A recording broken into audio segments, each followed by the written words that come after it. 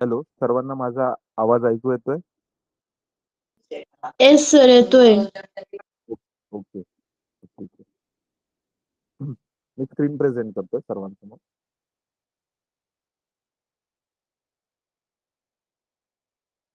Sorry, थोडा network issue झाल्यामुळे log out झालो होतो. ठीक आहे, आता आवाज येतोय ना सर्वांना व्यवस्थित? आपण पुढच्या स्लाइडवर जाऊया.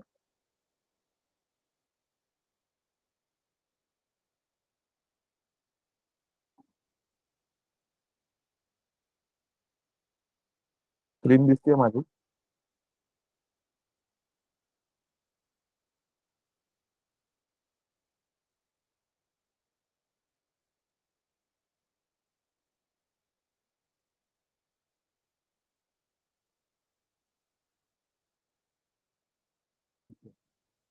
स्क्रीन दिसते ना माझी सर्वांना? आपण पुढचा कॉन्सेप्ट पाहतोय. Yes sir.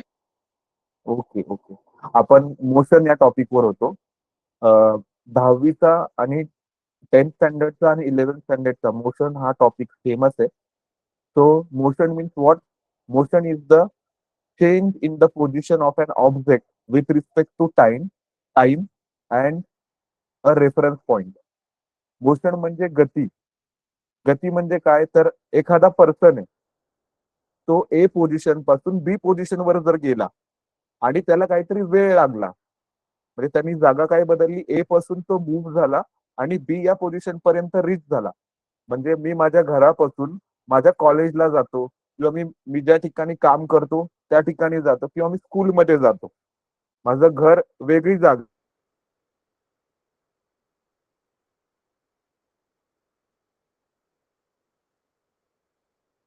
आहे आणि स्कूल हे वेगळं आहे. म्हणजे दोन्ही मध्ये इन्क्लूड होतं distance, displacement, speed, velocity, uniform motion, non uniform motion. आणि ह्या सगळ्यांचा मिळून एकत्र असतो तो ग्राफ. म्हणजे मोशन बघा किती मोठी गोष्ट आहे. त्याच्यामध्ये 4-5 पॉइंट इन्क्लूड आहेत. त्याच्यामध्ये डिस्टन्स आहे, डिस्प्लेसमेंट आहे, स्पीड आहे, वेलॉसिटी आहे, युनिफॉर्म मोशन आहे, नॉन युनिफॉर्म मोशन. आणि यांचा मिळून एक ग्राफ बनतो. तो एक वेगळा पार्ट आहे. तर मोशन म्हणजे काय ते समजलंय का तुम्हाला? मोशन म्हणजे अशी कोणती एक व्यक्ती किंवा एखादा ऑब्जेक्ट किंवा एखादी बॉडी ती आपली जागा बदलते. म्हणजे change the position with respect to time. Position means जागा किंवा ठिकाण. वेळेनुसार जी गोष्ट जागा बदलते त्याला बोलतो आपण मोशन. मग तुम्हाला मला एक प्रश्न विचारायचा आहे. अर्थ मोशन मध्ये आहे का रेस्ट मोशन मध्ये आहे? आपली जी पृथ्वी आहे ती मोशन मध्ये आहे का रेस्ट मोशन मध्ये आहे? प्रशांत सांगू शकतो का? सर क्वेश्चन रिपीट करा. क्वेश्चन मी पुन्हा रिपीट करतोय. आपली जी अर्थ आहे ती मोशन मध्ये आहे का रेस्ट मोशन मध्ये आहे? मोशन म्हणजे गतिमान अवस्थेत आहे का स्थिर अवस्थेत आहे? पृथ्वी, आपली पृथ्वी, अर्थ. मोशन. कसं? उत्तर कारण बरोबर आहे, पण ती स्वतःभोवती गोल फिरता फिरता सन भोवती पण गोल फिरते. बरं. आता तू अर्थवर बसलेली आहेस, फॉर एक्झाम्पल, म्हणजे अर्थवरच तू राहते. मग तू मोशन मध्ये का रेस्ट मोशन मध्ये आहे?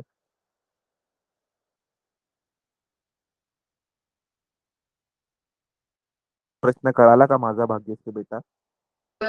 No sir. आता पृथ्वी, तू बोलली की पृथ्वी मोशन मध्ये आहे, रेस्ट मोशन मध्ये नाही. ती स्वतःभोवती फिरता फिरता सूर्याभोवती फिरते. उत्तर बरोबर आहे, कारण की पृथ्वी मोशन मध्ये आहे. आणि मग मी जर माझ्या घरामध्ये बसलोय किंवा तू तुझ्या घरामध्ये बसलेली आहे, तर तू आता मोशन मध्ये आहेस का रेस्ट मोशन मध्ये आहेस? रेस rest motion. Motion. Rest motion. Very good. तर आता ह्याचं उत्तर आहे 2.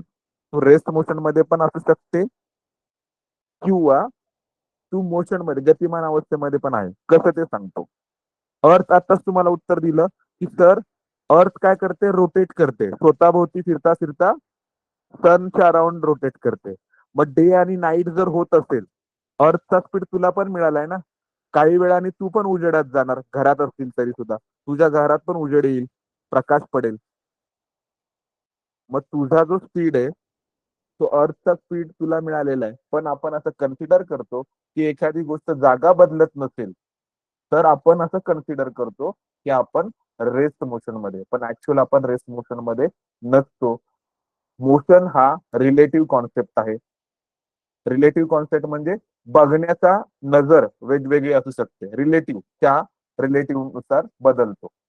तर मोशन म्हणजे दोन प्रकार पडतात. एक रेस्ट मोशन म्हणजे स्थिर अवस्थेत राहतो त्याला रेस्ट मोशन बोलतो.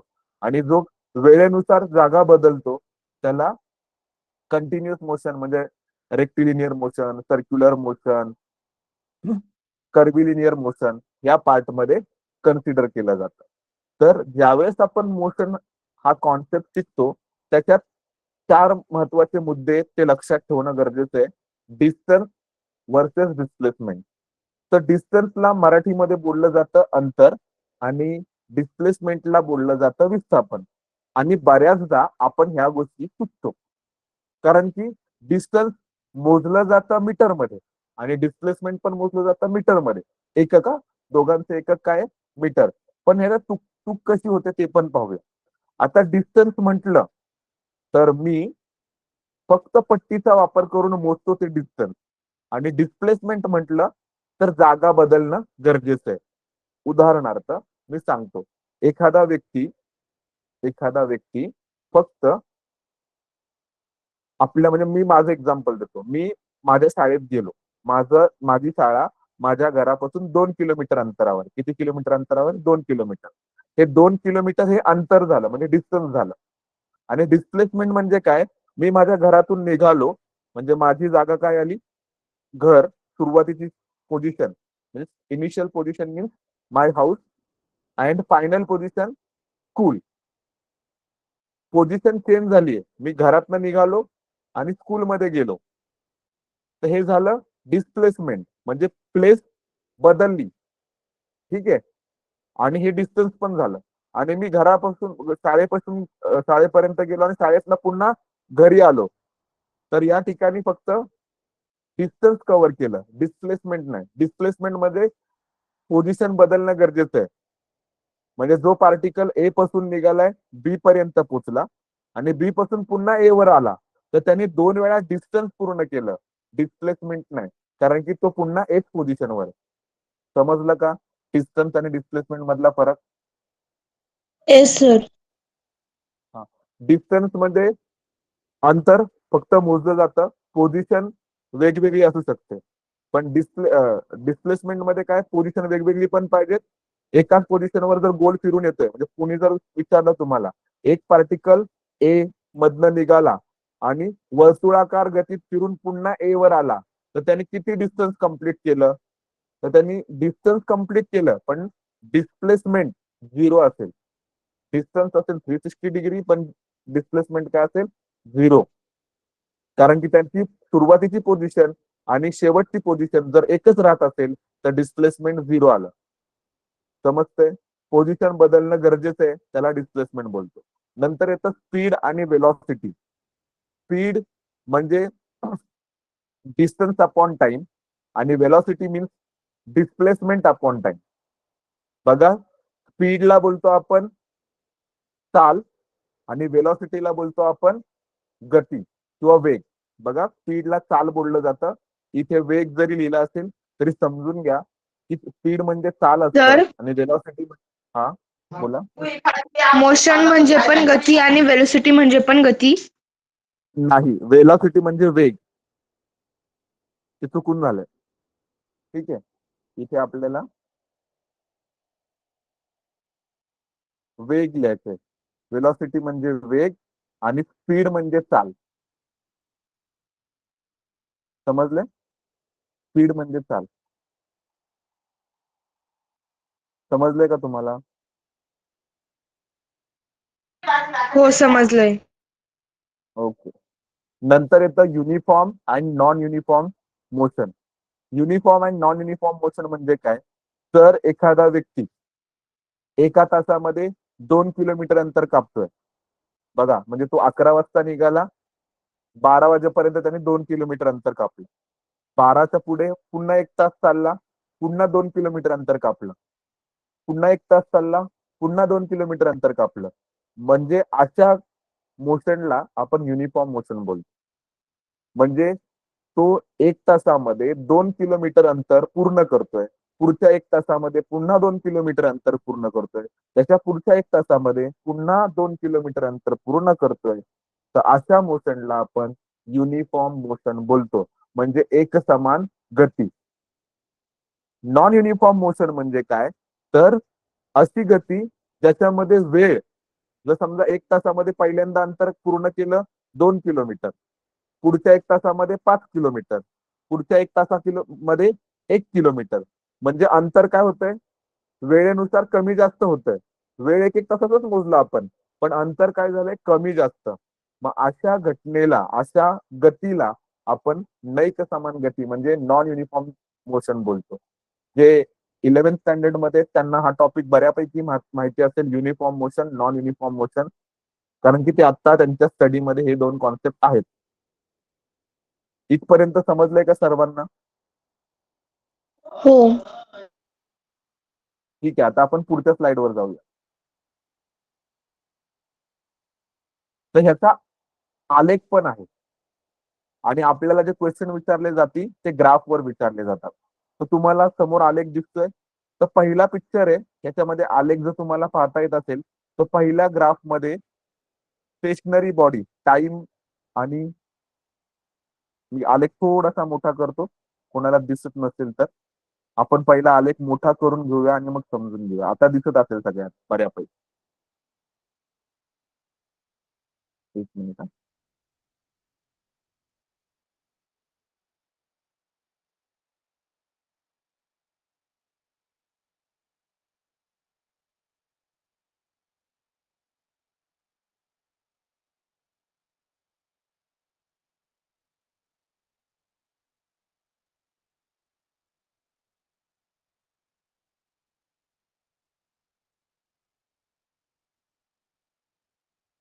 दिसतोय का आलेख?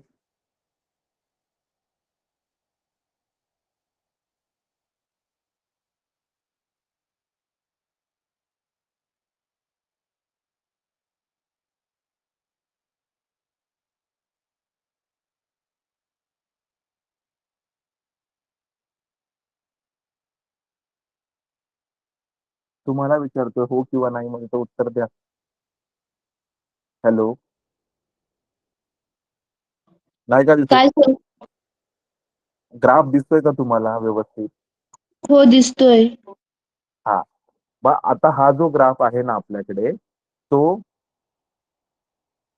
स्टेशनरी बॉडी म्हणजे स्थिर बॉडी, आणि डिस्टन्स म्हणजे काय? वाय ऍक्सिस वर इथे. 1 मिनिट.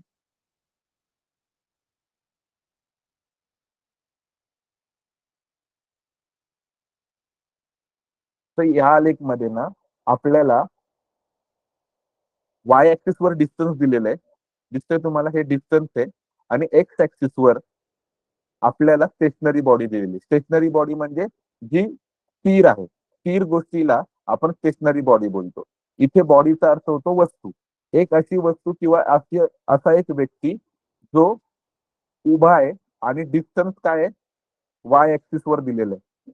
तर 1 तासाने बघितलं, 2 तासांनी बघितलं, 3 तासांनी बघितलं, तर डिस्टन्स हे त्यांनी प्रत्येक ठिकाणी सेमच ठेवलेलं आहे. 3 किलोमीटर एवढंच डिस्टन्सवर तो थांबलेला आहे. वेळ वाढत चाललाय. एक्स ऍक्सिस वर झालाय वेळ. 1 तासांनी पाहिलं तो 3 किलोमीटर अंतरावरच आहे. 2 तासांनी पाहिलं तो त्यांनी 3 किलोमीटर वरनं हललेलाच नाहीये. तिथेच उभा आहे. 4 तासांनी पाहिलं, 5 तासांनी पाहिलं, 6 तासांनी पाहिलं. म्हणजे सकाळी 7 वाजता पाहिलं, तो 3 किलोमीटर अंतरावर गेला होता. तिथे जाऊन थांबला. स्टेशनरी झाला. मग 8 वाजता पाहिलं तरी तो तिथेच आहे. रात्रीचे 5 वाजता, सॉरी, संध्याकाळचे 5 वाजता पाहिला तरी तो व्यक्ती तिथंच आहे. म्हणजे वेळ वाढत चाललाय तरी व्यक्तीने आपली जागा बदललेली नाही. तर त्याला बोलतो आपण स्टेशनरी बॉडी. म्हणजे तो स्टेशनरी आहे, एका जागी स्थिर राहिला. मग अशा मोशनला आपण वेळेनुसार जर वेळ वाढला तरी तो आपली पोझिशन बदलत नाही. तर अशा ऑब्जेक्टला आपण काय बोलू रे? युनिफॉर्म मोशन बोलू का नॉन युनिफॉर्म मोशन बोलू? सर क्वेश्चन रिपीट वेळेनुसार करा. जर एखादा पर्सन वेळेनुसार आपली जागा बदलतच नाही, वेळ वाढला तरी तो आहे त्याच पोझिशनला राहतो, तर त्याला काय बोलायचं आपण? युनिफॉर्म मोशन बोलायचं का नॉन युनिफॉर्म मोशन बोलायचं?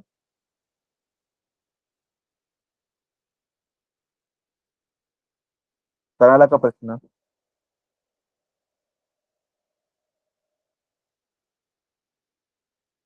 सर तो पर्सन स्टेडी आहे, मग मोशन कसं काय येईल? मग तो युनिफॉर्म मोशन आहे का नॉन युनिफॉर्म मोशन, तो प्रश्न आहे माझा. Non uniform motion. बरोबर, एवढंच उत्तर. जर युनिफॉर्म मोशन पाहिजे असेल तर वेळेनुसार अंतर पण काय पाहिजे, सेम पाहिजे. 1 तासामध्ये अंतर किती कापले? 2 किलोमीटर. पुढच्या 1 तासामध्ये पुन्हा 2 किलोमीटर, त्याच्या पुढच्या 1 तासामध्ये पुन्हा 2 किलोमीटर. म्हणजे वेळेनुसार सेमच अंतर प्रत्येक वेळी पूर्ण केलं जात असेल तर त्याला युनिफॉर्म मोशन बोलतो. आणि नॉन युनिफॉर्म मोशन म्हणजे काय? त्याच्यात वेळ वाढला किंवा डिस्टन्स वाढलं तरी अंतर कमी जास्त होतंय. वेळेनुसार अंतर कमी जास्त होतंय किंवा अंतर सेमच राहतंय. अंतर हे सेमच राहतंय पण वेळ वाढत चाललाय. या गोष्टीला आपण बोलतो नॉन युनिफॉर्म मोशन. हे आपल्याला ग्राफद्वारे मी दाखवले. 2 ग्राफ आहेत. तर युनिफॉर्म मोशन मध्ये ग्राफ सरळ रेषेत वाढतो आणि नॉन युनिफॉर्म मोशन मध्ये ग्राफ कमी जास्त होतो. कळतंय? या ठिकाणी सुरुवातीला कमी कमी मग वाढत वाढत वाढत वाढत गेलाय आणि इथून पुढे की तो पुन्हा वाढत वाढत गेलाय. ठीक आहे. तर हे 2 जे ग्राफ आहेत, शेवटचे खालचे 2, पहिला ग्राफ हा स्टेशनरी बॉडीचा आहे, तो नॉन युनिफॉर्म दाखवतोय. आणि एकच ग्राफ जो आहे तो युनिफॉर्म मोशन दाखवतोय. की वेळ वाढला की डिस्टन्स पण वाढतंय त्यानुसार, तर त्याला आपण युनिफॉर्म मोशन बोलतो. समजलंय का? येस, समजलंय. ओके. तर आपण याच्यावरती आता क्वेश्चन पाहूया. ठीक आहे. तर पिक्चर 1 म्हणजे आपल्याला हे 4 पिक्चरची जी डायग्राम आहे त्या पिक्चर मध्ये असं दिसतंय की straight sloping line shows the uniform motion that is equal distance in equal time. म्हणजे 4 नंबर हा जो ग्राफ दिसतोय ना या ठिकाणी, हा जो ग्राफ आहे तो ह्या ग्राफ मधला जो 2 नंबरचा ग्राफ आहे तो आपल्याला असं दाखवतोय की वेळेनुसार डिस्टन्स मध्ये पण बदल होतोय, पण जसा वेळ वाढतोय तेवढंच डिस्टन्स पण वाढतंय. म्हणजे सुरुवातीला एक व्यक्ती 1 तासामध्ये 5 किलोमीटर अंतर चालतोय, तर दुसऱ्या तासामध्ये पुन्हा 5 किलोमीटर अंतर वाढतंय त्याचं. म्हणजे पहिल्या 1 तासामध्ये तो 5 किलोमीटर अंतर कापतोय, तर दुसऱ्या तासाला तो 10 किलोमीटर अंतर कापतोय, तिसऱ्या तासाला तो 15 किलोमीटर अंतर कापतोय, चौथ्या तासाला तो 20 किलोमीटर अंतर कापतोय. म्हणजे प्रत्येक वेळी तो 5-5 किलोमीटर अंतर प्रत्येक तासाला पूर्ण करतोय. मग इक्वल डिस्टन्स इक्वल टाइम मध्ये पूर्ण होत असेल तर त्या वस्तूला आपण एक समान गती बोलतो. ते समसमान झालंय त्याला असं बोललं जातं एक समान गती. ठीक आहे. जिथे आडवी वस्तू स्थिर आहे.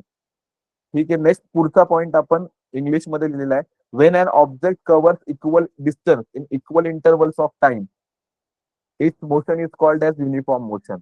When an object cover unequal distance म्हणजे कमी जास्त डिस्टन्स कमी जास्त वेळामध्ये पूर्ण करत असेल in equal interval of time or non equal interval of time is called as non uniform motion. नैक समान म्हणजे कधी सुद्धा कमी जास्त वेळेनुसार जर अंतर कमी जास्त होत असेल तर त्याला आपण नॉन युनिफॉर्म मोशन बोलतो. वेळेनुसार अंतर सगळीकडे सेम पूर्ण केलं जात असेल तर त्याला युनिफॉर्म सर्क्युलर मोशन बोलतो. त्याच्या पुढचा जो ग्राफ आहे आपला तो आहे वेलॉसिटी टाइम ग्राफ. वेलॉसिटी म्हणजे काय? वेग. टाइम म्हणजे काय? वेळ.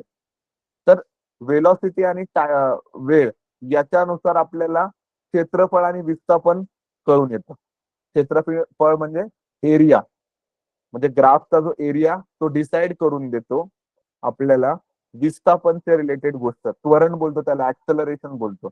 बरं, तुम्हाला ऍक्सलरेशन म्हणजे त्वरण हा कॉन्सेप्ट कळालाय का रे शाळेमध्ये शिकवलेला? ऍक्सलरेशन मध्ये मराठीमध्ये त्याला त्वरण बोलतात, इंग्लिश मध्ये त्याला त्वरणच बोलतात. हॅलो सर, इंग्लिश मध्ये त्याला ऍक्सलरेशन बोलतात, मराठीत त्वरण बोलतात. मी चुकून उलटा बोललो. ऍक्सलरेशनचा कॉन्सेप्ट कळालेला आहे का? तर मी सांगू तुम्हाला. ऍक्सलरेशन म्हणजे काय? ऍक्सलरेशन म्हणजे स्पीड मध्ये होणारा बदल, म्हणजे वेलॉसिटी मध्ये होणारा बदल. फॉर एक्झाम्पल, बाईक सगळ्यांनी पाहिले, बाईकला एक ऍक्सलरेटर असतो. जर गाडीचा स्पीड वाढवायचा असेल तर आपण ऍक्सलरेटर फिरवला तर गाडीचा स्पीड वाढतो. मग जर रस्ता मोकळा असेल आणि तुम्हाला लवकर कुठे पोहोचायचं असेल तर तुम्ही गाडीचा स्पीड वाढवता, म्हणजे काय करता? ऍक्सलरेशन देता, ऍक्सलरेटर करता त्या गाडीला. मग तो काय करतो? ते जे अंतर आहे कमी वेळेत पूर्ण केलं जातं. म्हणजे ऍक्सलरेशन मध्ये काय, तर वेळेमध्ये स्पीड मध्ये होणारा बदल त्याला बोलतो आपण ऍक्सलरेशन. आणि ऍक्सलरेशन आपण स्लोपद्वारे दाखवला जातो. समजलंय का? तो हा जो ग्राफ आहे तो वेलॉसिटी टाइम ग्राफचा आपल्याला दिलेला आहे. ज्यावेळेस वेलॉसिटी टाइम ग्राफ दिलेला असतो त्यावेळेस आपल्याला आलेखाचा जो चढ आहे म्हणजे स्लोप आहे तो ऍक्सलरेशन दाखवतो. आणि आलेखाचं जर क्षेत्रफळ काढलं आपण, म्हणजे एरिया फाइंड आउट केला, तर आपल्याला डिस्प्लेसमेंट कळू शकतं. आणि याचा फॉर्म्युला आहे velocity into time is equal to displacement. Velocity into time is equal to displacement, म्हणजे वेग गुणिले वेळ जर केलं तर आपल्याला डिस्प्लेसमेंट मिळतं.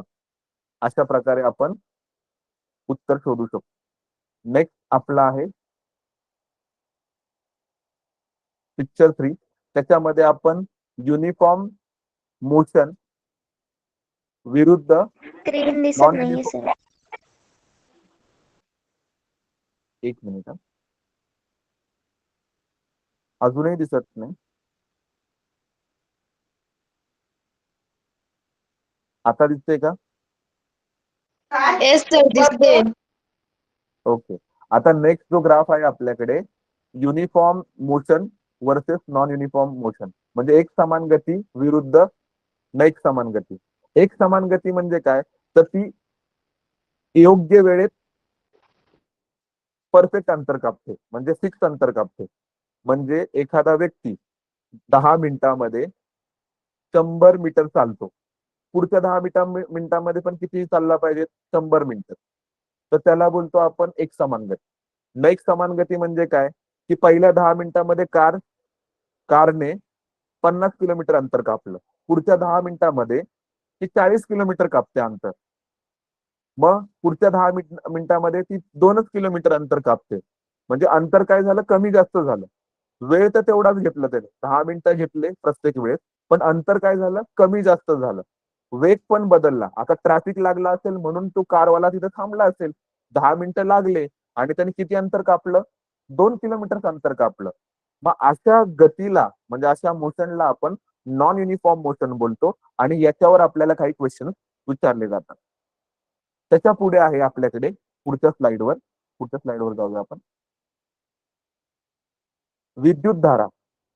विद्युत धारा म्हणजे काय, तर विद्युत धारा कधी पण आपल्याला विचारलं जाईल किंवा इलेक्ट्रिसिटी जेव्हा आपल्याला विचारलं जाईल, तर इलेक्ट्रिसिटी म्हणजे काय, फ्लो ऑफ करंट किंवा फ्लो ऑफ इलेक्ट्रिक चार्जेस. म्हणजे एका टोकातून दुसऱ्या ठिकाणी इलेक्ट्रिसिटी जी फ्लो होते, म्हणजे जसं आपण बटन दाबलं घरामध्ये तर लगेच फॅन चालू होतो, लाईट चालू होते.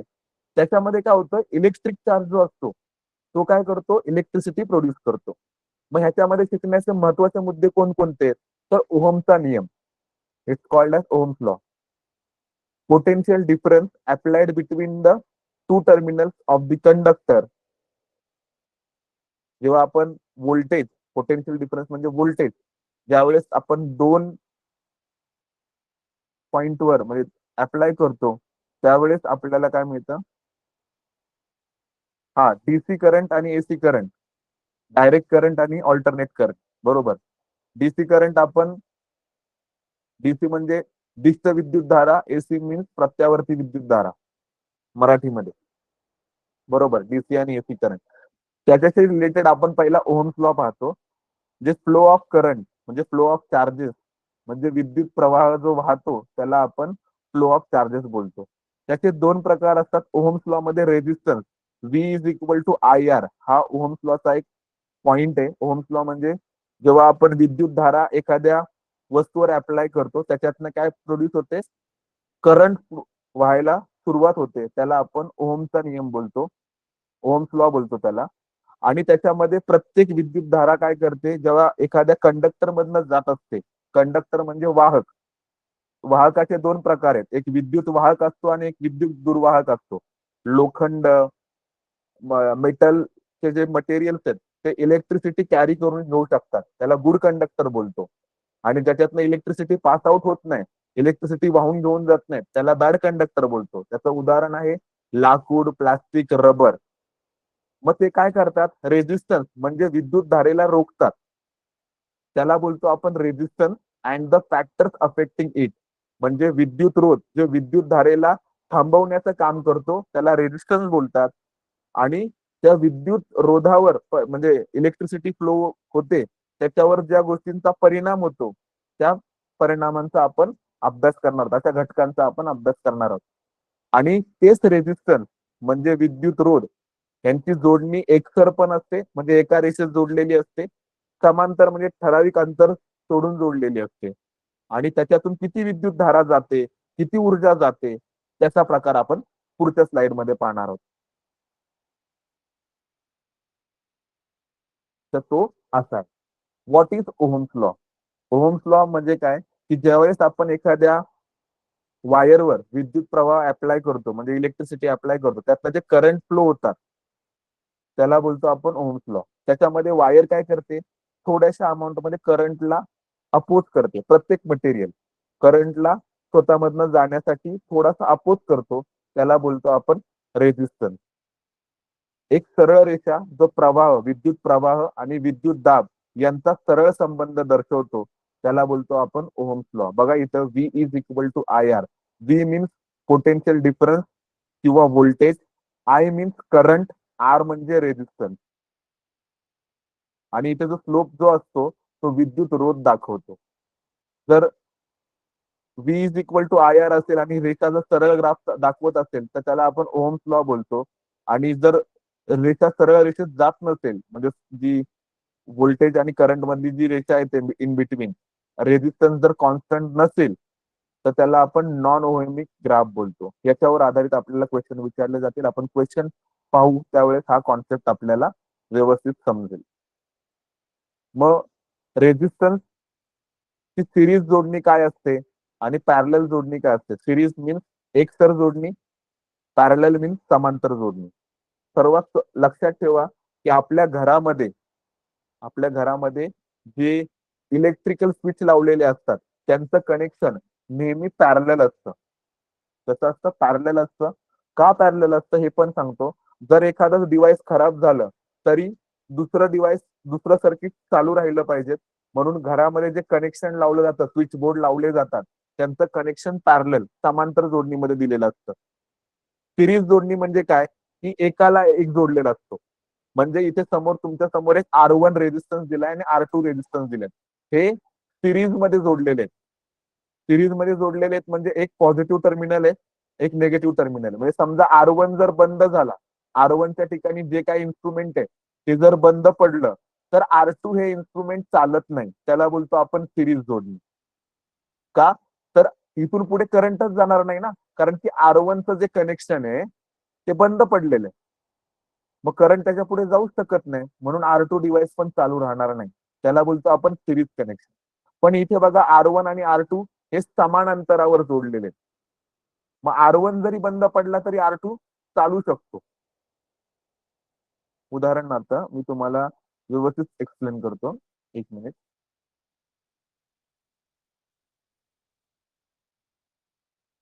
एकदम ठीक आहे. इथून आपण एक रेस काढली आणि इथून बॅटरीचा सप्लाय चालू केला. ठीक आहे. इथे पॉझिटिव्ह टर्मिनल घेऊया आपण, बॅटरी लावलेली इथे. आणि हा R1 जो करंट आहे ना, R1 च्या ठिकाणी एक बल्ब लावलाय. पहिला बल्ब आपण R1 ने दाखवलाय आणि दुसरा बल्ब जो आहे तो आपण R2 ने दाखवला. आणि ह्यांचं कनेक्शन कसं आहे? सिरीज मध्ये. सिरीज म्हणजे कसं? पॉझिटिव्ह टर्मिनल नेगेटिव्ह टर्मिनल आणि पुन्हा पॉझिटिव्ह टर्मिनल आणि नेगेटिव्ह टर्मिनल हे एकमेकांना जोडले गेलेले. पॉझिटिव्हचं कनेक्शन नेगेटिव्हला असं हे कनेक्शन कंटिन्यू आहे. पण जर समजा चुकून R1 हा बल्ब खराब झाला, बंदच पडला, तर सिरीज कनेक्शन जर असेल आपल्या घरामध्ये तर R2 बल्ब सुद्धा चालू होणार नाही. त्या कनेक्शनला एकतर जोडणी बोलतात, एकतर परिपथ बोलतो आपण. सर्किट म्हणजे परिपथ. पण तेच जर कनेक्शन आपण समांतर जोडणीत जोडलं असेल, समान अंतराने जोडलं असेल, ठीक आहे, इकडे वरती पॉझिटिव्ह घेतोय, दुसरं कनेक्शन दुसरी डायग्राम तुमच्या समोर दिसते. आणि मग इथनं जर करंट गेला आणि R1 जर डिव्हाइस काम करत नसेल, पण हीच लाईन R2 सोबत पण जोडलेली आहे, R1 सोबत जोडलेली आहे, R1 जर बंद झाला तर R2 बंद होत नाही. त्या कनेक्शनला बोलतो आपण पॅरलल जोडणी म्हणजे समांतर जोडणी. कशाची? विद्युत रोधांची समांतर जोडणी, विद्युत रोधांची एकसर जोडणी. ज्याच्यामध्ये करंट समान राहतो तो आहे विद्युत म्हणजे parallel line, sorry, parallel connection. Parallel connection मध्ये जो करंट आहे तो सगळीकडे सेम राहतो. आणि सिरीज मध्ये काय होतं, करंट काय होतो, डिस्टर्ब होतो, पूर्णच्या पूर्ण दुसऱ्या एलिमेंट मध्ये जात नाही, दुसऱ्या डिव्हाइस मध्ये पास आउट होत नाही. त्याला बोलतो आपण सिरीज कनेक्शन. समजलंय का? पुढे हो, जाऊया. समजलं. ठीक आहे. पण पुढच्या स्लाइडवर जाऊया. त्याच्यानंतर की विद्युत प्रवाह म्हणजे जेव्हा बॅटरी आपण लावतो तर विद्युत प्रवाह कसा चालू होतो, पॉझिटिव्ह टर्मिनल पासून निघतो आणि नेगेटिव्ह टर्मिनलला येतो. त्याला बोलतो करंटची डायरेक्शन. सर्किटमध्ये करंट कसा ट्रॅव्हल करतो, तर तो पॉझिटिव्ह टर्मिनल पासून निघतो आणि निगेटिव्ह टर्मिनलवर येतो. करंट बोललोय, ठीक आहे. आणि करंट कधी इलेक्ट्रिसिटी म्हणजे सर्किटमध्ये स्टोअर होत नाही. विद्युत परिपथामध्ये म्हणजे इलेक्ट्रिकल सर्किटमध्ये करंट स्टोअर होत नाही. The current is flow not store in a electricity. मग करंटची मुवमेंट कशी होते, करंट कसा वाहतो, तर हा बॅटरीचा पॉझिटिव्ह टर्मिनल आहे. तुमच्या समोर बॅटरी दाखवलेली आहे,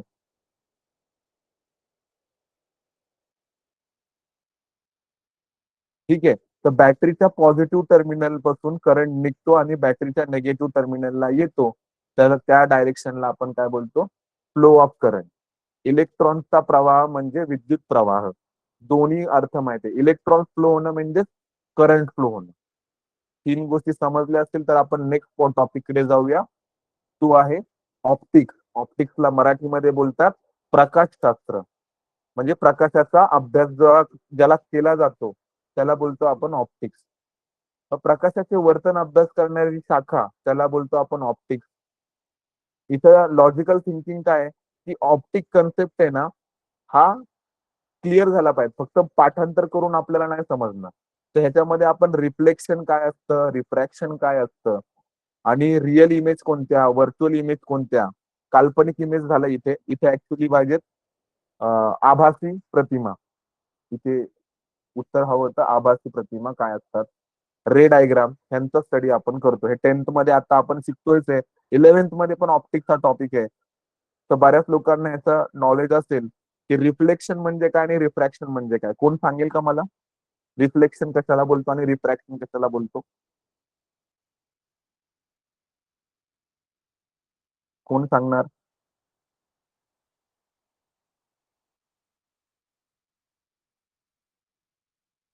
मी क्लिअर करतोय.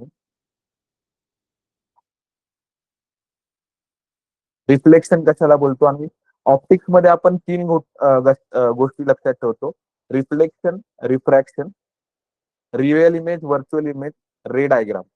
आणि मिरर आणि लेन्सेसचा स्टडी म्हणजे ऑप्टिक्सचा स्टडी करतो. रिफ्लेक्शन म्हणजे काय मी तुम्हाला थोडक्यात सांगतो. आरशात जे आपण प्रतिमा पाहतो स्वतःची, ते झालं रिफ्लेक्शन. आणि रिफ्रॅक्शन म्हणजे काय, तर तुम्ही कधी पाहिलं असेल, पाण्यामध्ये जर पेन्सिल बुडवून ठेवली, पाणी स्वच्छ असेल, एका भांड्यात काचेचं भांडं घ्या, त्याच्यामध्ये पेन्सिल जर बुडवून ठेवली तर आपल्याला पेन्सिल अशी वाटते की बेंड झालीये, वाकलीये. त्याला बोलतो आपण रिफ्रॅक्शन.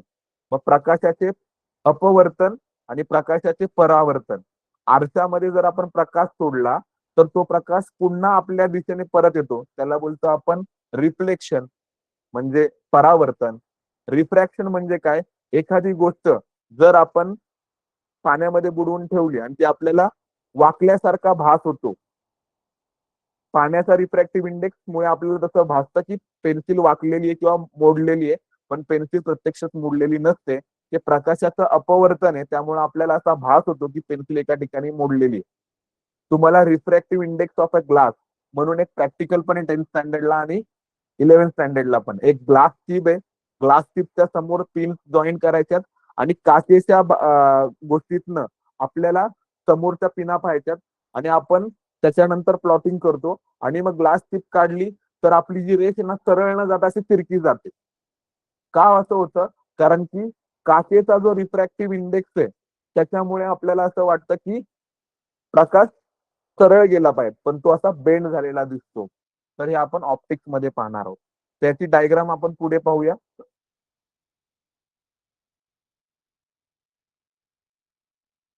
रिफ्लेक्शन म्हणजे काय आणि रिफ्रॅक्शन म्हणजे काय.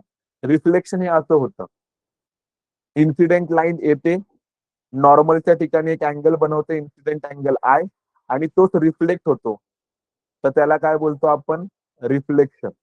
म्हणजे आपतन कोण हा परावर्तन कोणाच्या समोर असेल तर त्याला त्या ठिकाणी रिफ्लेक्शन होतं. एक्झाम मध्ये असा क्वेश्चन विचारला जातो, angle I is equal to angle R, it is called as refraction of light, reflection of light.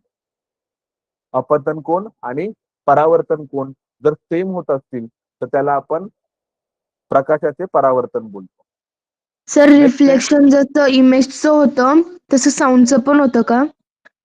हो, रिफ्लेक्शन जसं इमेजचं होतं तसं साऊंडचं पण होतं, पण त्यासाठी काही लिमिटेशन्स आहेत.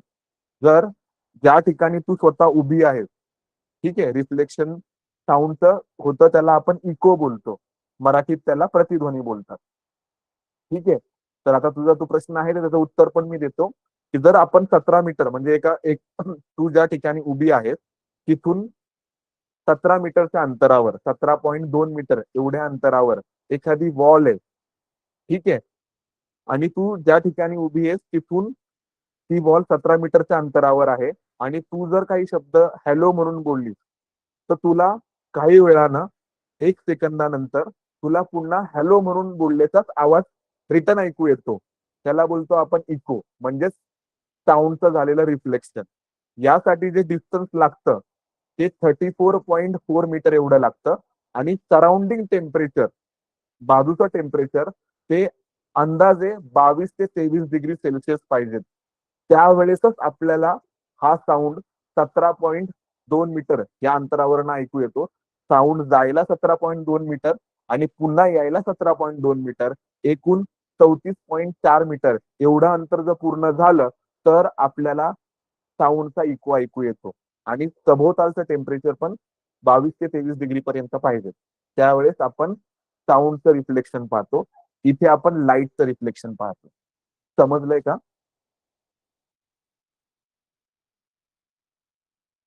हो, समजलं. हा, नेक्स्ट आहे रिफ्रॅक्शन ऑफ लाईट. रिफ्रॅक्शन म्हणजे काय, लाईट सरळ जायला पाहिजेत ना पाण्यामध्ये, पण पाण्यामध्ये गेल्यानंतर ती थोडीशी बेंड होते.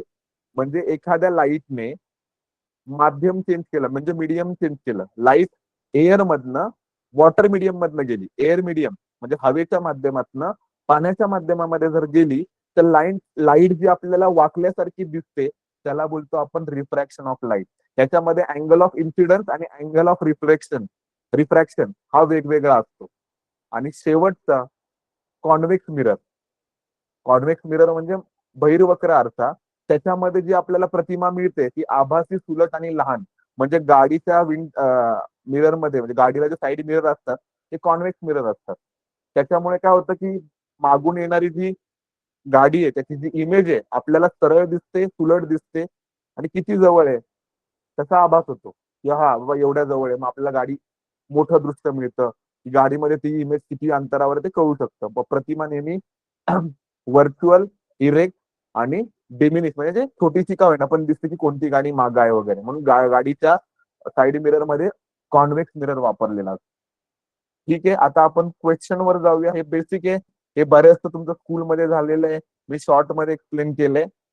आपण क्वेश्चन मध्ये डिटेल मध्ये पाहूया, जर कोणाला क्वेश्चन नाही समजला तर. ठीक आहे, मी स्क्रीन शेअर करणं बंद करतोय आणि क्वेश्चन वर जाऊया, म्हणजे तुमचा कॉन्सेप्ट अजून व्यवस्थित क्लिअर होईल. नेक्स्ट स्क्रीन शेअर करतोय.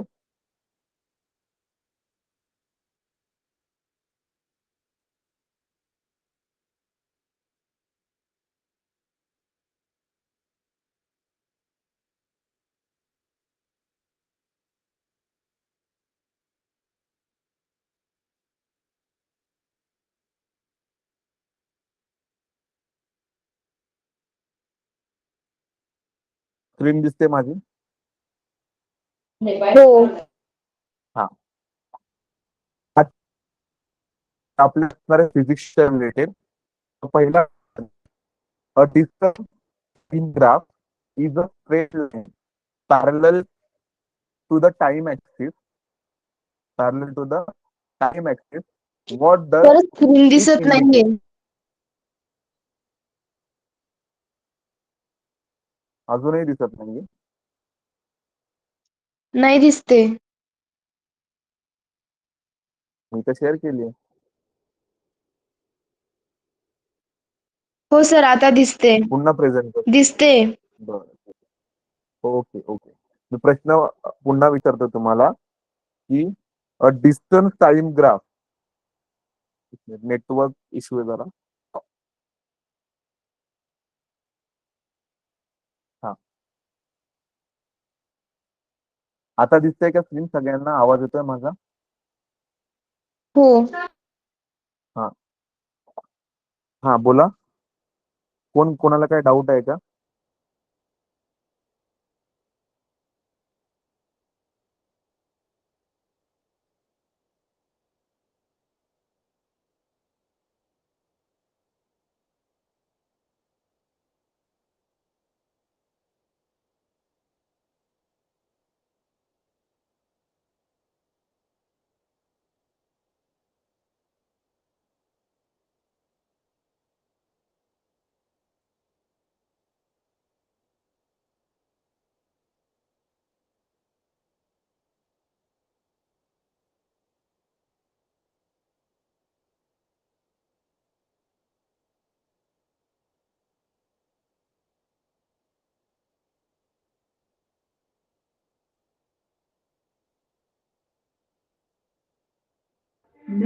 स्क्रीन दिसत नाही.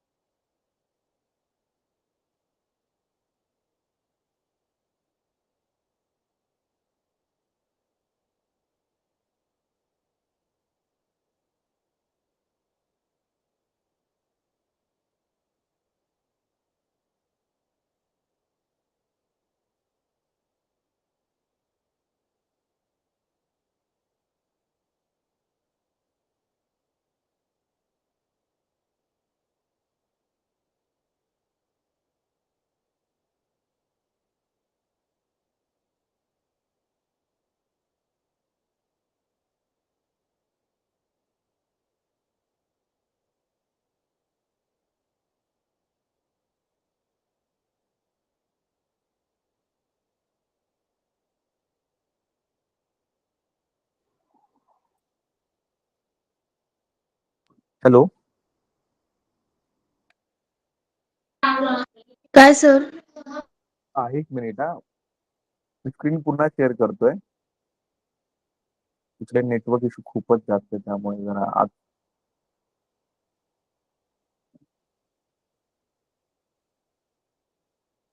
स्क्रीन दिसते?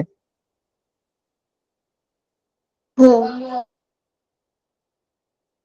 हा, प्रश्न आता पुन्हा आहे का?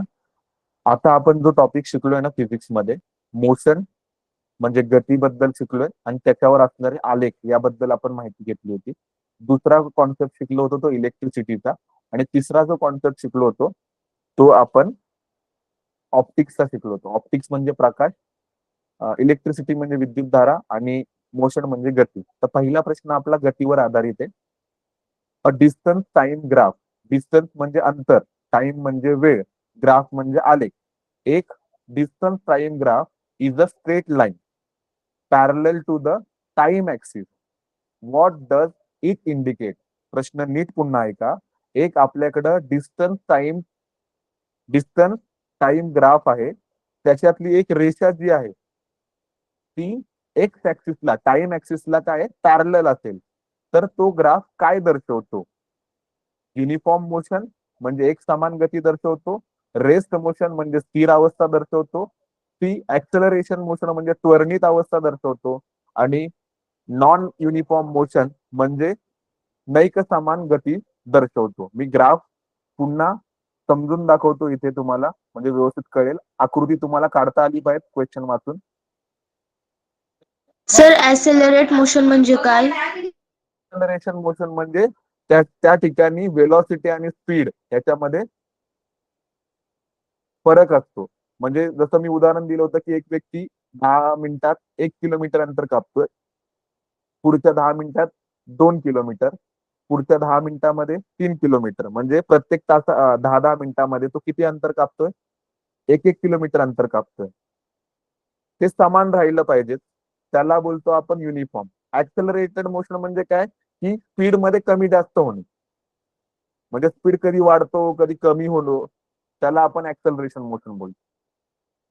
कळलं? हो. हम्म. आता इथे काय सांगितलंय? Distance time graph. आता डिस्टन्स टाइम ग्राफ म्हणजे जो वाय ऍक्सिस असतो ना, तो डिस्टन्सने दाखवतात आणि एक्स ऍक्सिस जो आहे तो टाइमने दाखवतात. टाइम साठी मी टी लिहिलाय आणि डिस्टन्स साठी डी लिहिला. मी प्रश्न वाचला आणि लगेच आकृती तयार केली. अ distance time graph is a straight line. म्हणजे डिस्टन्स आणि टाइम याच्यातला जो ग्राफ आहे ना, तो सरळ रेष दाखवतो. ठीक आहे, पण ती सरळ रेष अशी नाहीये. ती काय सांगितलंय?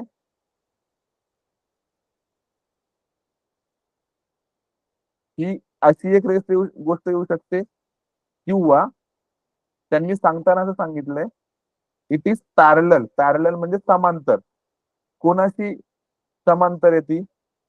टाइम ऍक्सिसची समांतर आहे. आता टाइम ऍक्सिस तर खाली आहे, म्हणजे एक्स ऍक्सिस म्हणजे टाइम ऍक्सिस आणि वाय ऍक्सिस म्हणजे डिस्टन्स.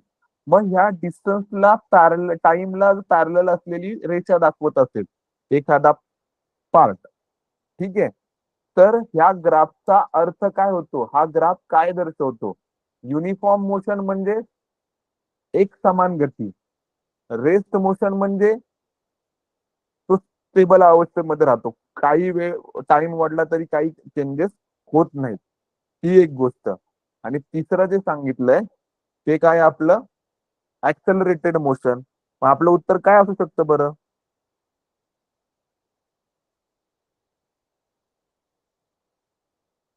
प्रश्न कळालाय का तुम्हाला?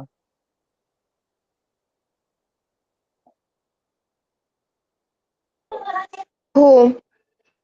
हा, कोण सांगेल उत्तर मग? मला कुणीतरी चॅट बॉक्स मध्ये उत्तर दिलंय, बघूया आपण. कोणी दिलंय? भाग्यश्रीने उत्तर दिलंय रेस. ओके, बाकीच्यांना हा प्रश्न कळालाय का? प्रथमेश, तुला कळालाय का प्रश्न?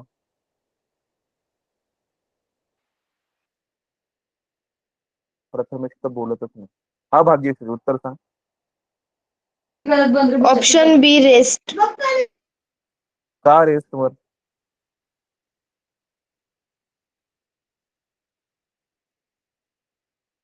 सर कारण ते वाढत पण नाहीये. सर ते वाढत पण नाहीये आणि कमी पण होत नाहीये, म्हणजे ते स्टेडी आहे. Okay, correct. बघा इथे आपल्याला प्रश्न सांगितलाय, आपल्या समोर जर एक आलेख आहे, प्रश्नामध्ये आपल्याला आलेखाची डायग्राम नसते कधी कधी, फक्त क्वेश्चन दिलेला असतो.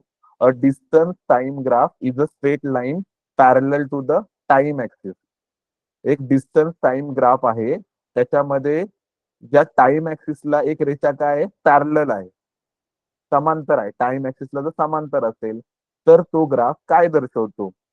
युनिफॉर्म मोशन म्हणजे एक समान गती, रेस्ट मोशन म्हणजे स्थिर अवस्था, ऍक्सलरेटेड मोशन म्हणजे प्रत्येक वेळेनुसार स्पीड कमी जास्त होणे. आणि नॉन युनिफॉर्म मोशन म्हणजे काय, वेळेनुसार स्पीड कधी वाढतो कमी होतो त्याला नॉन युनिफॉर्म मोशन बोलतो. स्पीड प्रत्येक वेळेस वेळेनुसार स्पीड कमी जास्त होतो, तो पण नॉन युनिफॉर्म मोशन मध्ये येतो. मग याचं करेक्ट उत्तर आहे रेस्ट मोशन. का तर वेळ जरी किती वाढला तरी व्यक्ती आहे त्याच ठिकाणी आहे. म्हणजे एक एक तासापूर्वी तो किती अंतरावर होता, 3 किलोमीटर अंतरावर. 1 तासावर. 2 तासावर गेला तरी तो 3वरच आहे. 3 तासांनी पाहिलं तरी तो 3वरच आहे. 4 तासांनी पाहिलं तर तो 3 किलोमीटर ह्या अंतरावरच उभा आहे, तो कुठून हलतच नाहीये. म्हणून याचं करेक्ट ऑप्शन आहे बी, रेस्ट. ठीक आहे, आपण पुढचे क्वेश्चन बघूया आता पटपट. आपल्या सगळे क्वेश्चन कव्हर करायचे. विच फिजिकल क्वांटिटी, क्वांटिटी म्हणजे भौतिक राशी, फिजिकल म्हणजे भौतिक. Which physical quantity represent by the slope velocity time graph. कोणती भौतिक राशी ही वेलॉसिटी टाइम ग्राफ दाखवते? स्पीड, डिस्प्लेसमेंट, ऍक्सलरेशन और मोमेंटम. सर मोमेंटम म्हणजे काय? मोमेंटम म्हणजे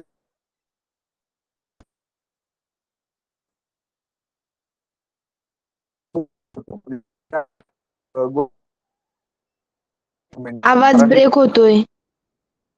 मोमेंटम म्हणजे संवेग बेटा, संवेग. आता येतोय आवाज? मोमेंटम म्हणजे संवेग, हो. मराठीत त्याला संवेग बोलतो. म्हणजे यातील कोणती भौतिक राशी आपल्याला असं दर्शवते की दिलेला ग्राफ हा वेलॉसिटी टाइमचा ग्राफ आहे. वेलॉसिटी टाइम ग्राफ मध्ये आपण कुठल्या गोष्टीचा, दुसरा ग्राफ जेव्हा शिकलो त्यावेळेस त्याच्या कोणत्या गोष्टीचा उल्लेख केला होता आपण? स्पीडचा केला होता, डिस्प्लेसमेंटचा केला होता, ऍक्सलरेशनचा केला होता. तेव्हा वेलॉसिटी टाइम ग्राफ दाखवतो. हा जरा थोडा अवघड प्रश्न आहे तुम्हाला. ऍक्सेलरेशन. ऍक्सलरेशन म्हणजे वेलॉसिटी आणि टाइम जर वेळेनुसार जर बदलत असेल तर त्याला ऍक्सलरेटेड मोशन बोलतो आपण. ठीक आहे, वेलॉसिटी टाइम. तिसरा प्रश्न, अ बॉडी कव्हर, एखादी व्यक्ती किंवा एखादी body covers equal distance in equal interval of time. This motion is random motion, यादृच्छिक गती. नॉन युनिफॉर्म मोशन म्हणजे नैक समान गती. युनिफॉर्म मोशन म्हणजे एक समान गती. ऑसिलेटरी मोशन म्हणजे नियतकालिक गती. कोणती?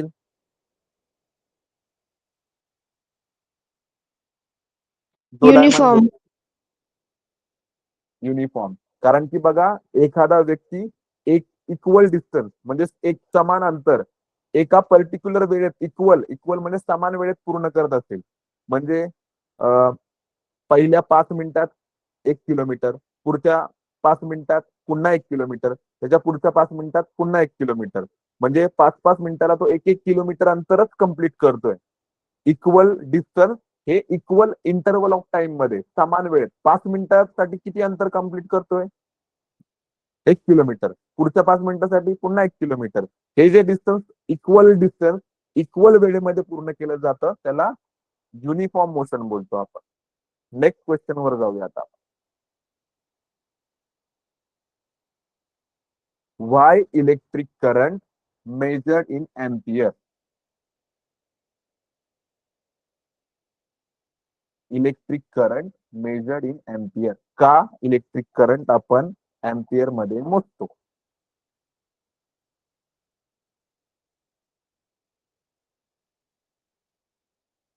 काय उत्तर असू शकतं? ती काय एनर्जी आहे, तो फोर्स आहे, का rate of flow of charge आहे, काही रेजिस्टन्स आहे?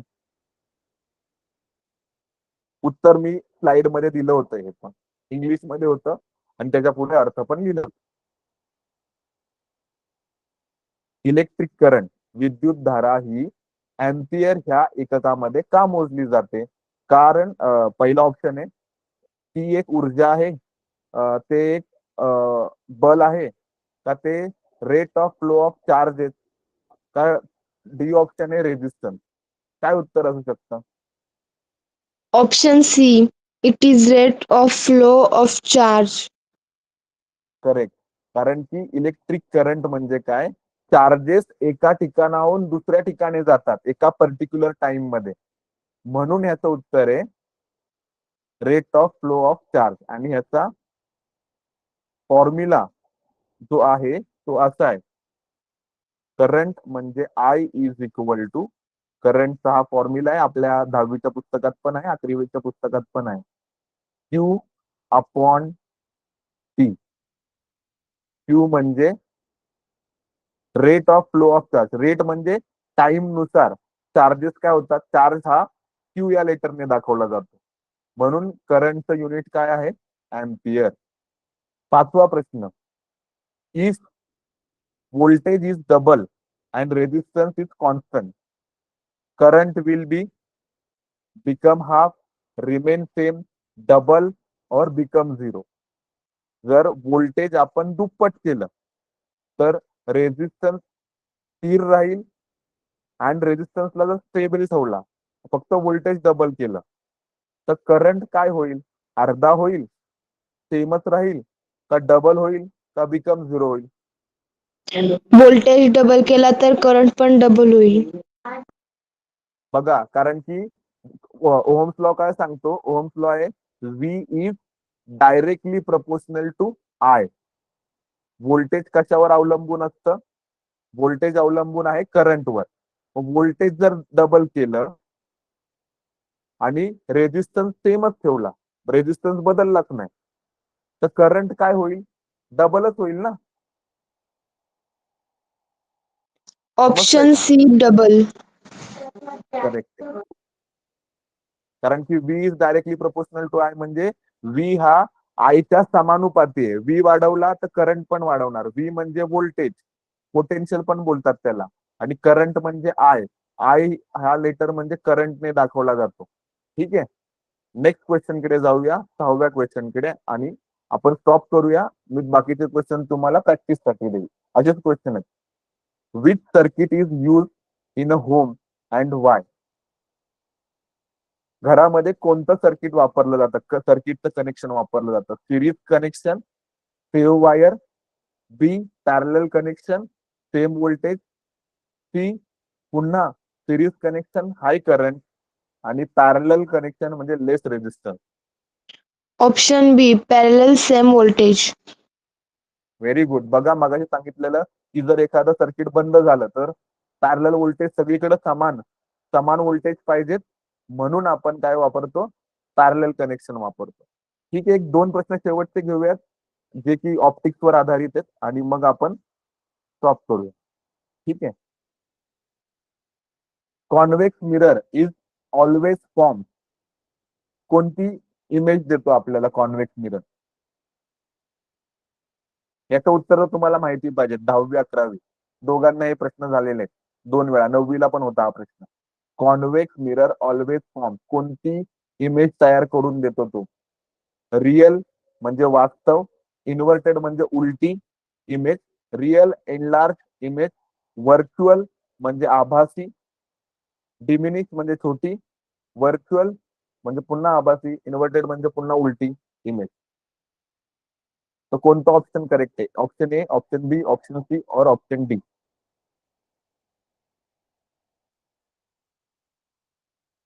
Option C. आताच आपण स्लाइड मध्ये दिलं होतं ना की जेव्हा कॉन्व्हेक्स मिरर वापरतो तो व्हर्च्युअल इमेज आणि डिमिनिश इमेज करून देतो, छोटीशी इमेज असते. नेक्स्ट आहे, करेक्ट ऑप्शन आहे C, virtual and diminish image. Refraction, बघा रिफ्लेक्शन नाही हा, रिफ्रॅक्शन आहे ते. Refraction occurs because light reflect, change the speed, stop और ऍब्झॉर्ब. जेव्हा रिफ्रॅक्शन होतं because of light, light reflect होते का, लाईटचं परावर्तन होतं का, चेंज द स्पीड होतो का, लाईट थांबून जाते का, किंवा लाईट ऍब्झॉर्ब केली जाते. याचं करेक्ट ऑप्शन काय असेल. Option B. D. D for dog का B for bat. B change speed. Change the speed. बघा, लाईट एका माध्यमातनं दुसऱ्या माध्यमात जाते ना, त्याचा स्पीड चेंज होतो. आणि मग आपल्याला ते रिफ्रॅक्शन मुळे काय होतं की पेन्सिल जेव्हा आपण पाण्यामध्ये बुडवतो आणि अर्धी हवेमध्ये ठेवतो, तर हवेतली पेन्सिल आपल्याला स्ट्रेट दिसते, पण पाण्यामधनं वरतून पाहिलं तर ती वाकडी झालेली दिसते. का? तर ती त्याचा स्पीड जो आहे म्हणजे जो रिफ्रॅक्टिव्ह इंडेक्स आहे त्यामुळे आपल्याला त्याचा आभास होतो, पण ती मोडलेली नसते. तर चेंज द स्पीड हे correct option.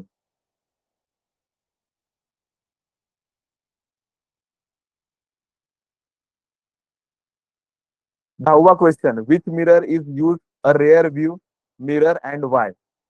Convex, concave, plane, concave. त्याचं करेक्ट उत्तर आहे C, convex convex. Mirror. Convex mirror आपल्याला गाडीमध्ये रेअर व्ह्यू मिरर म्हणून बोललं जातं, त्याला रिअर व्ह्यू मिरर. कॉन्वेक्स मिररला रेअर व्ह्यू मिरर सुद्धा बोललं जातं, कारण की जे आपल्याला वाईड लांबून पण दिसतं, वाईड फील्ड म्हणजे दूरवरच्या गोष्टी पण दिसतात आपल्याला त्याच्यातनं, किती अंतरावर आहे. छोटे आकार जरी छोटा दिसला तरी त्याचे आपल्याला यूज दिसून येतो. 11वा क्वेश्चन आहे, area under the velocity time graph represent. Velocity आणि टाइम ग्राफ आपल्याला काय रिप्रेझेंट करून देतं? वेलॉसिटी टाइम ग्राफ म्हणजे इथे व्ही असेल, डिस्प्लेसमेंट. वेलॉसिटी अपॉन टाइम जर आलं तर आपलं उत्तर आलं पाहिजे डिस्प्लेसमेंट. आणि जर हाच प्रश्न वेगळ्या अर्थाने विचारायचा झाला तर हे विचारतात, स्पीड आणि टाइम ग्राफ आपल्याला काय सांगतो? डिस्टन्स सांगतो. ठीक आहे, हे पण आपल्याला माहिती पाहिजे. इथपर्यंत आपण थांबूयात. बाकीचे क्वेश्चन तुम्हाला मी ग्रुपवर शेअर करतो, ते तुम्ही सॉल्व्ह करा. ठीक आहे, आजपर्यंत इथेच थांबूया. हो. थँक्यू.